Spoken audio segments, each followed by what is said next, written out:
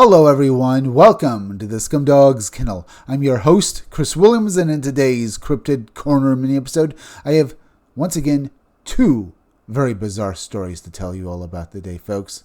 I have a story about this man being hit by lightning and living an alternate life, and another story from the land between the lakes, but this time not the classic Dogman story, but something entirely different. Let's get into the first article titled, Texas Lightning Strike, Man Claims He Lived an Alternate Life After Bolt Hits His Car. Let's get into the article now. A witness reports the nightmare lightning strike on an older Chevrolet celebrity produced far more than a momentary scare as this vehicle crossed the railroad tracks. The flash allegedly transported him to another life, one where decades had passed, children had grown, and an entire family had existed. What followed was not simply confusion, but grief, memory, and a second event that seemed to confirm something deeply personal.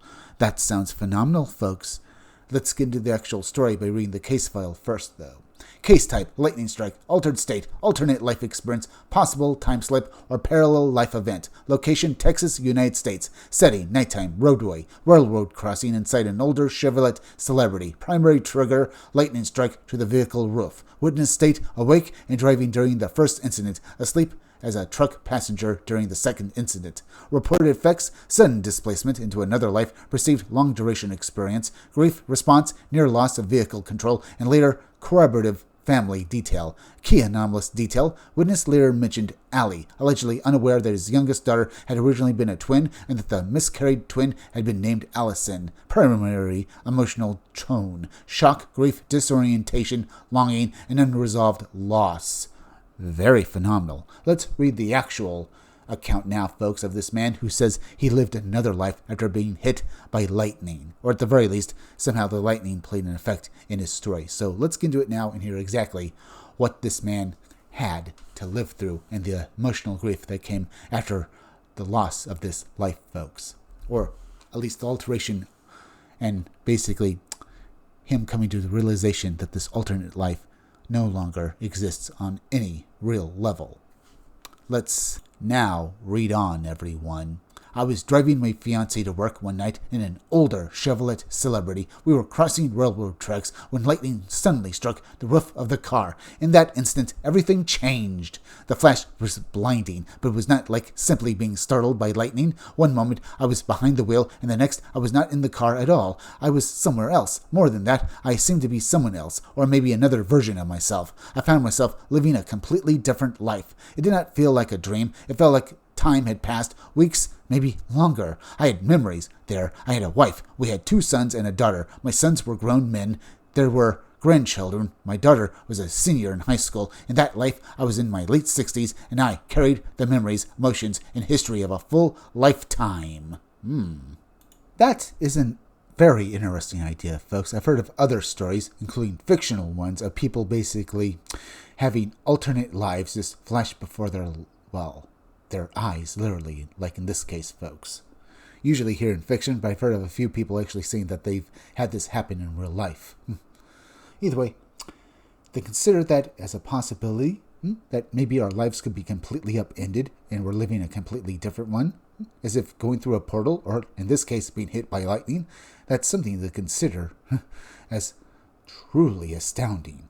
But let's read on, and then we'll discuss this point a little later, folks. I knew those people. I loved them. Then one night, in that other life, I went to sleep beside my wife. When I opened my eyes again, I was back in the car. The last of the lightning flash was still fading from my vision. I was still crossing the railroad tracks, still driving the Chevrolet celebrity, still sitting beside my fiancée, as though nothing more than a split second had passed. Then the shock nearly caused me to wreck. Yes, I would have to say that kind of shock would basically make anyone suddenly, nearly have an accident, folks. Remember, they were crossing railroad tracks, folks. They could have gone off the tracks and had their car just sitting, on them and stuff like that. And if a train were coming, that would have been in a very precarious situation, though I doubt that either the man or his fiancée would have just stayed there. But you can see how this could have gone very bad too, folks. Maybe in another life, something like that did happen, or maybe they were crossing a bridge instead. It's hard to say. But let's read on. My fiancée thought the lightning had simply startled me. I did not tell her what had happened. At first, I could not. I needed time to understand what I had just experienced. I was grieving people who from this side of reality did not exist, but to me, they had existed. I had known them. I had loved them. I had lost them. Later, a second event happened. I was sleeping in a truck while another driver handled the road. During that sleep, I experienced what felt like an alternate future. In that life, I came home and was greeted by my children. Among them were twin girls named Callie and Allie. When I woke up, I called my wife in tears because one of those little girls was a twin and unfortunately didn't survive basically being born, folks. Now, let's read on and hear the true tragedy of it, folks. She was stunned when I mentioned the name Allie. I had never known this, but our youngest daughter had originally been a twin. My wife had miscarried one of the twins and later named the unborn child Allison or Allie. That was the point at which I could no longer dismiss these events as mere dreams.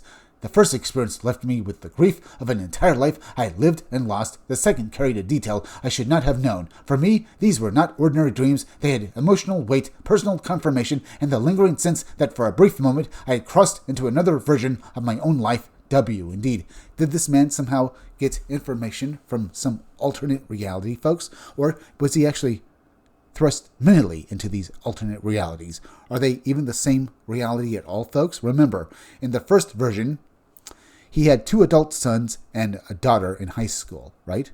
Was that a future version of his own life? It sounds like he says that it was different from his own life, folks. But this other one sounds like it was basically an alternate version of his present life, including the miscarried child that his, wife had basically lost. So, was this one vision of an alternate world or several? All I can say is it's truly insane and makes you think what could actually be the truth. Unfortunately, we just don't know for sure. Now, let's move on to the next article, titled, "The Thing at the Land Between the Lakes, a Shape-Shifting Humanoid Encounter in Tennessee," and read exactly what the witnesses saw and experienced, because this account details an anomalous being that truly is out of the ordinary. So let's read on. In early summer 1985, 3 men were traveling south on Woodlands Trace toward Dover, Tennessee, leaving the Land Between the Lakes National Recreation Area when they encountered something that still defies a clear explanation. The setting matters because the Land Between the Lakes is already associated with long-running creature lore, especially the so-called beast of the Land Between the Lakes. But this report is stranger than the typical upright canine or forest cryptid account. What the witness described was not simply an animal crossing the road, but a human-looking driver whose body, face, and behavior appeared to distort before them. Case name, The Thing at Land Between the Lakes. Date of encounter, early summer 1985.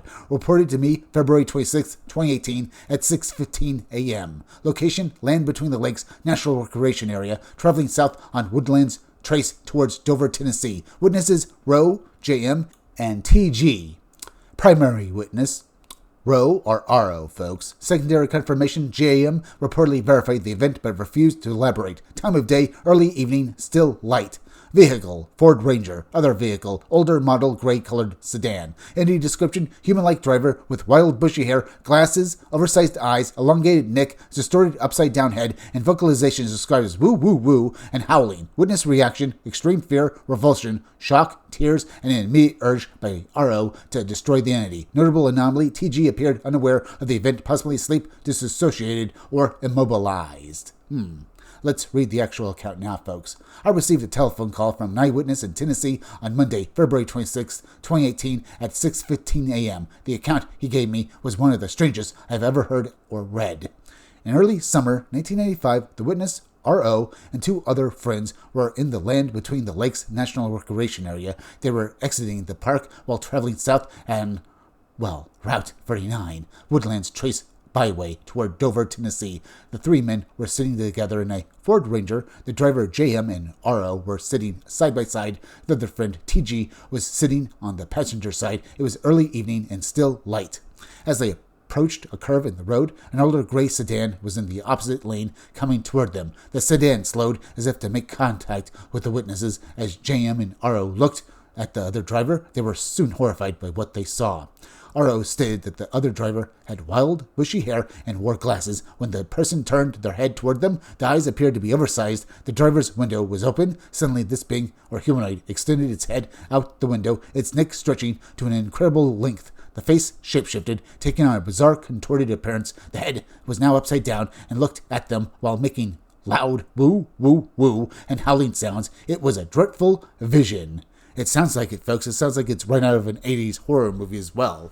Maybe this being was some sort of tulpa. I go there a lot, folks, but I've heard of other distorted beings like this existing in fiction, so maybe it was somehow a tulpa that our witnesses actually saw. Let's read on now.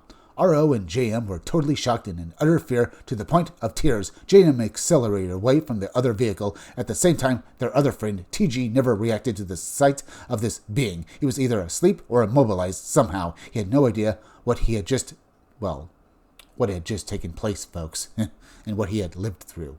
The encounter was so disturbing to RO that he literally begged JM to turn around and go back so that RO could kill the being with his rifle. RO told him that he had never felt so repulsed before. He had an overwhelming reaction, felt compelled to eliminate this abomination. JM refused to do so and continued driving away toward them. RO stated that the incident remains fresh in his mind and that he will always be fearful of encountering the being again. He asked me to contact JM in order to verify the event, which I did, though GM refused to elaborate on the encounter. I have no idea what these men confronted that day, but I would appreciate any related information you can provide. Here are some regional research notes. Land Between the Lakes is a large national recreation area in western Kentucky and Tennessee, consisting of more than 170,000 acres of forested wetlands and open lands between Kentucky Lake and Lake Barkley. The official LBL site describes it as one of the largest contiguous blocks of undeveloped forest in the eastern United States. Woodlands Trace is a 43-mile route running through the land between the lakes from Grand Rivers, Kentucky, south towards Dover, Tennessee. This fits the witness's directional description of leaving the park southbound towards Dover. The region is best known in cryptid circles for the beast of land between the lakes, usually described as a dogman-like or wolf-headed humanoid. Modern regional coverage notes that the legend has circulated for decades, while local tourism and folklore sources connect LBL to reports of large upright canine or half-man, half-dog figures.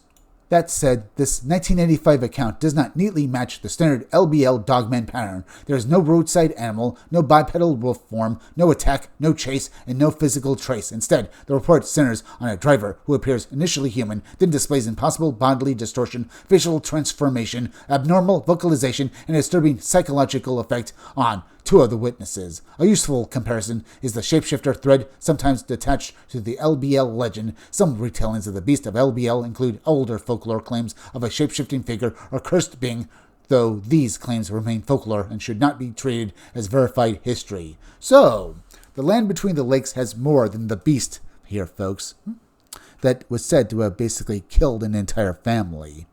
So, there are accounts of shapeshifter lore in the myths around this particular area, folks, in the land between the lakes. Could this entity have been something along the lines as, say, basically a skinwalker or another Native American, entity, folks? Certainly, the bizarre description of this shape-shifting being and its long neck brings up basically, the idea of basically another yokai from Japanese myth, the long-necked woman or man, who are these human-like beings with these incredibly long necks. But what makes this particular story stand out is that this being, it disturbed one of the witnesses so much that he felt the need to basically go back and try and kill it. To me, folks, this seems strange because it feels, unless this man was truly frightened beyond all measure, and from the account it could be, it sounds like this thought was just put into his mind. He was truly upset, and his friend was also upset, while their other friend didn't see this entity at all. It makes me think that maybe this being put these thoughts into their heads, trying to drive them wild with fear, maybe in an effort to feed on said fear, folks. Just an idea. But what about the first story? It's also insane with what was seen, folks. Both stories are out there. But we're at the end. Anyway, please go subscribe to my YouTube channel, Read Comics That Are Bad For You. You can use the YouTube link down below in the descriptions of the chat to go subscribe to me. Hit that like button for me. Make sure you're still subscribed. Leave some comments down below. Hit that bell for notifications. Make sure you hit the part of the bell that'll give you all future notifications. And please share this video out. I'm Chris Williams from the Scumdogs Kennel. Thank you all for joining me. I'll be back again tomorrow with another great video. So be sure to come back again then. Until next time, folks, I'll see you all again soon.